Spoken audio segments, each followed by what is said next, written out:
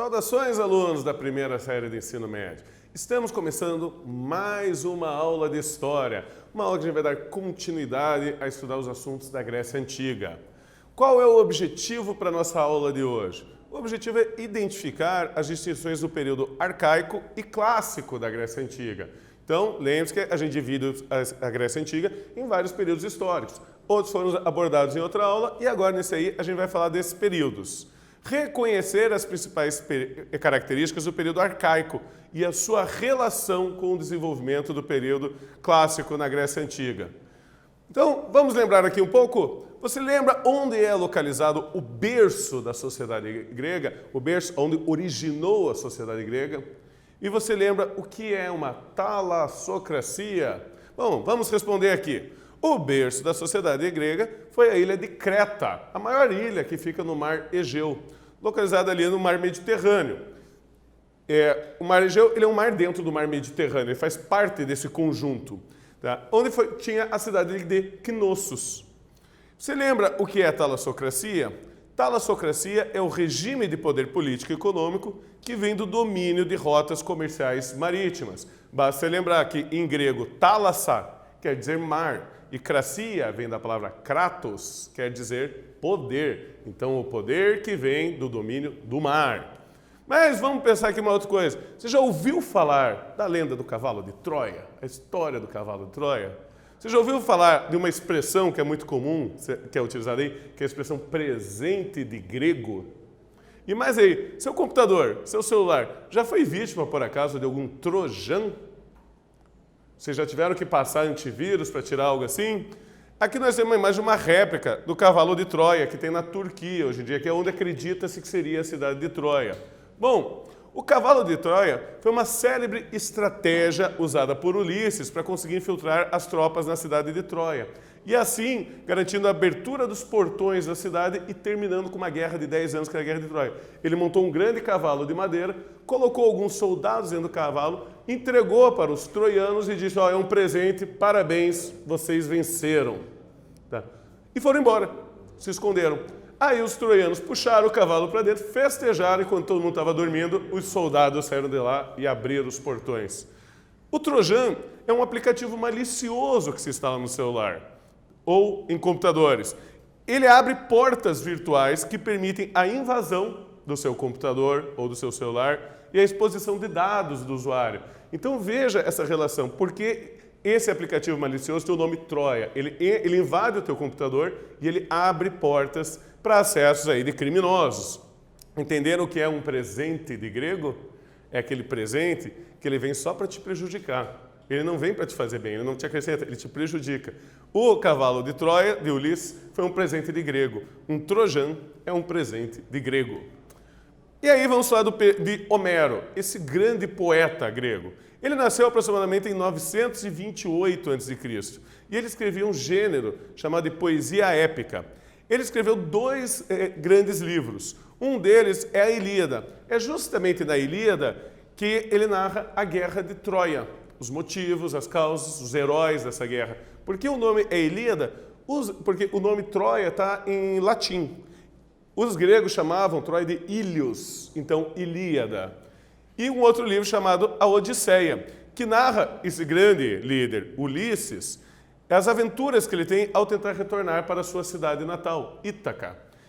Sua poesia é a principal fonte de informação que nós temos desse período que nós vamos estudar, sobre os deuses, sobre a cultura, sobre os hábitos dos gregos. Então, nós temos aí o período homérico. Como a principal fonte é Homero, a gente atribui a ele o nome do período. Nesse período aí, que vai de 1100 a.C. até 776 a.C., você vai ter a invasão dos povos dórios, um outro povo que invade ali. E vai acontecer a primeira diáspora grega, quando os gregos vão se espalhando lá pelo mar Mediterrâneo. Tá? E você vai ter a formação de gênos. É uma grande característica desse período. Eram o quê? Comunidades de famílias que trabalhavam na agricultura. Então, é uma sociedade gentílica. O que acontecia? Eram grandes famílias com vários agregados. Não era só essa família de pai, mãe e filho. Não, envolvia também escravos, envolvia também pessoas que se associavam a essa família. Tá? E daí elas usavam uma terra coletiva para fazer uma produção coletiva de seu sustento. Por isso a gente chama de sociedade gentílica. Certo? Você vai ter, então, a presença de escravos, que faziam a parte mais pesada do serviço. Geralmente, o que era um escravo? Era um prisioneiro de guerra, alguém que tinha sido capturado na guerra. E você vai ter a figura de um chefe nessa sociedade gentílica, que é o pater familias, ou um patriarca mesmo. Tá? Esse chefe ele vai ter grandes poderes sobre todo o seu geno, sobre toda essa família dele. Tá? Então, essa figura aqui vai ser a figura de principal destaque nesse período. O que mais nós temos de característica do período homérico, então? Bom, no final do século VIII, essas comunidades formadas no campo, essas comunidades gentílicas, começa a crescer muito a população dessas comunidades. Mas eles não conseguem aumentar a produção de alimentos. Por causa disso, muitos de seus membros acabam sendo expulsos dos genos, para garantir, assim, o alimento para alguns. Com isso aqui, o sistema de comunidade gentílica vai entrar em crise, porque eles vão ter que cortar esses agregados. Com a crise, as terras foram divididas entre o pater e família. Também podemos chamar ele de eupátridas, que em grego quer dizer bem-nascidos. Então, esse pessoal aí vai ser dividido, cada um vai pegar uma terrinha para ele. Tá? Daí você vai ter os camponeses, ou georgioi, e você tem os tetas, aqueles que ficaram excluídos de toda essa divisão, aqueles que não ficaram com nada. Então, a partir aqui do século VIII a.C., essa comunidade gentílica ela entra em crise e começa a ser uma nova organização na Grécia. Essa organização aí vai surgir as cidades-estados gregas. Então, vão ficar muito famosos. Eles vão ter, então, que sair do campo e vão voltar para a cidade. É um período que você vai ter um êxodo rural na Grécia. Então, vamos para a nossa primeira atividade da aula de hoje. Explique como era organizada a sociedade gentílica no período homérico. Você tem um tempinho aí para pensar, escrever no seu caderno e eu já retorno.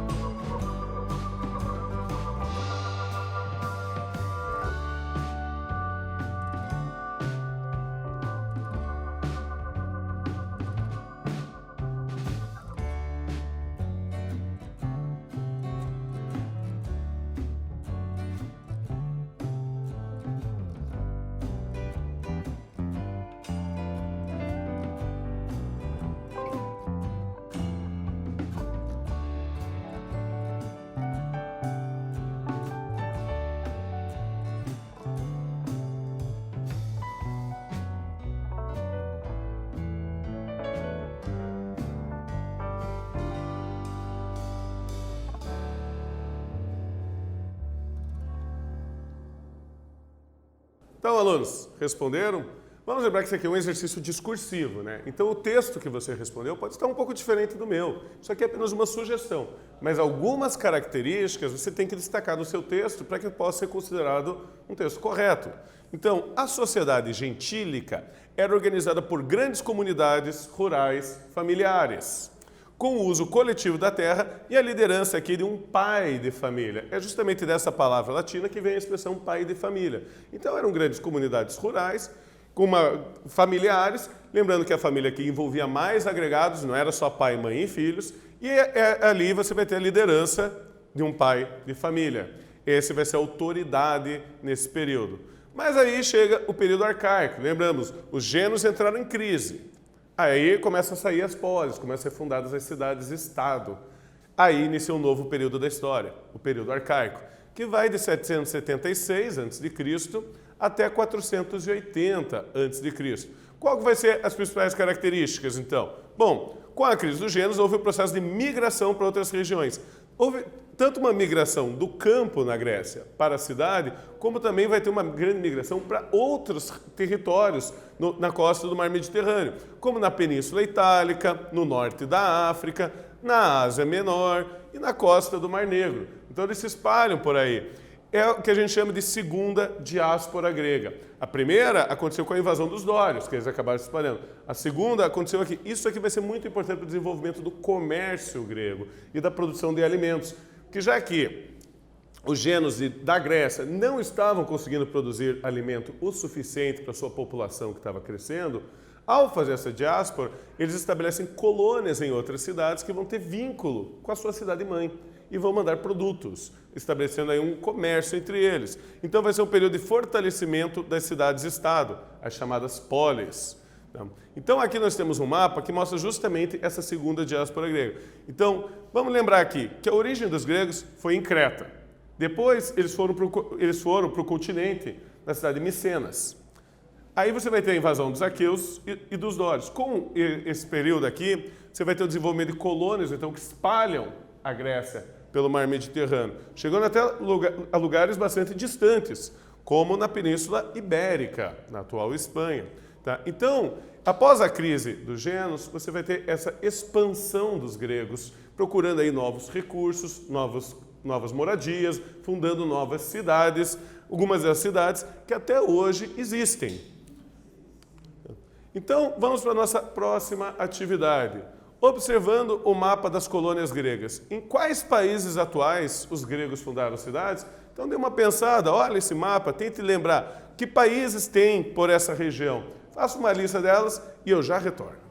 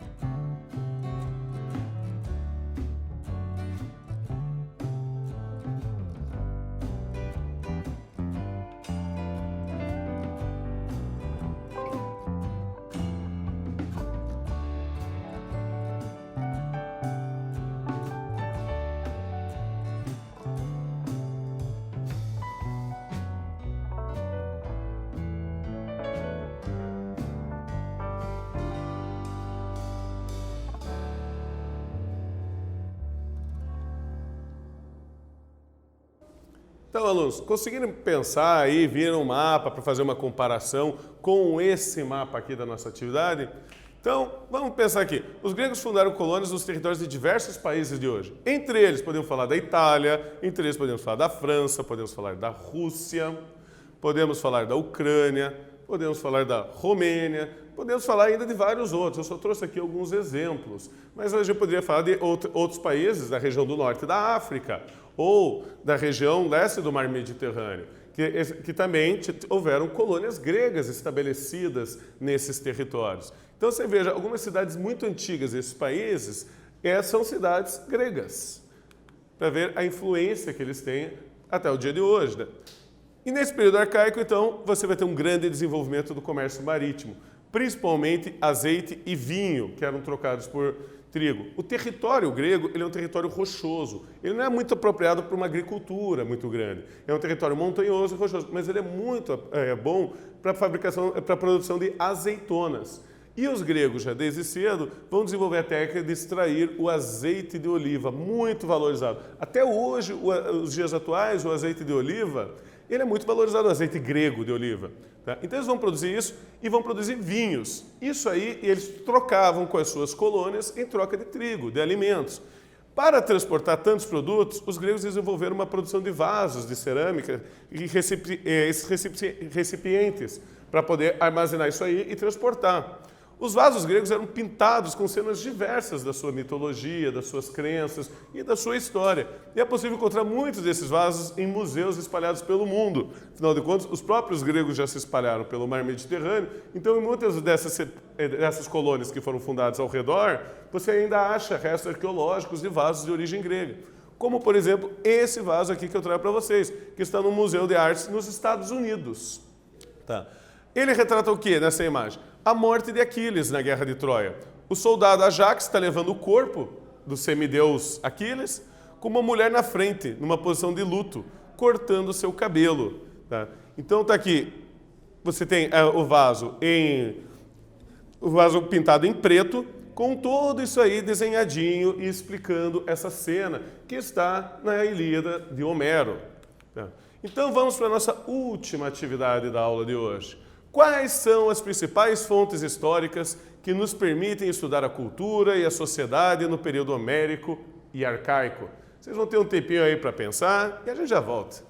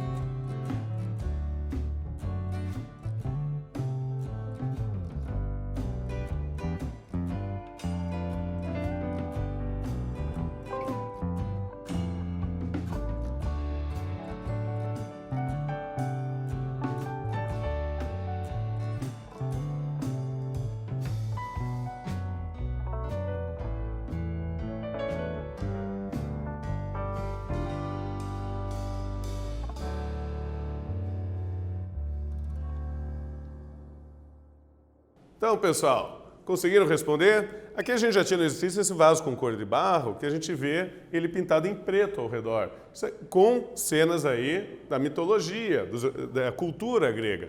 Então, quando eu pergunto quais são as principais fontes históricas que nos permitem estudar a cultura e a sociedade no período homérico, eu trago aqui uma sugestão para você. Os historiadores se utilizam principalmente da poesia épica de Homero, os 2 livros dele, e das pinturas encontradas em vasos e ânforas que eram utilizados para o transporte de mercadorias ao longo do mar Mediterrâneo.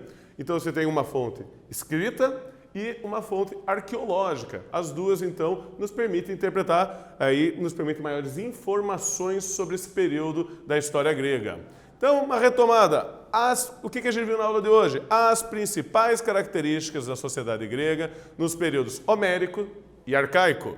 E também as fontes históricas utilizadas para identificar esses períodos da história grega, como os poemas de Homero e os achados arqueológicos. Então, gente, muito obrigado por mais uma aula. Até a próxima.